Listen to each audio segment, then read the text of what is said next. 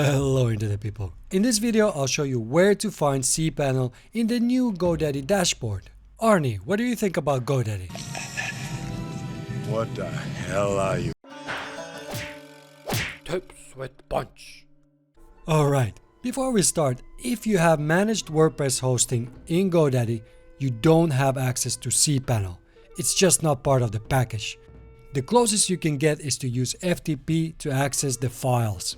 I'll leave a link in the description to a great tutorial, and if you're trying to install an SSL certificate on your managed WordPress, then check the description as well. So let's start by logging into Godaddy's dashboard.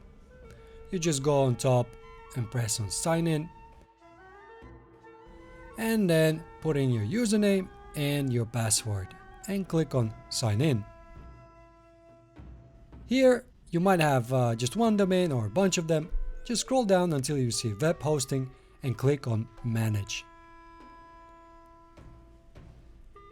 And here at the top you have a button called cPanel admin. Just click on it and you are in cPanel. Here you can access your file manager, install SSL certificate, or a bunch of other stuff that you might need while running your website. If you're looking to master the digital world while getting entertained, then hit the subscribe button and find the bell icon so you get all the updates.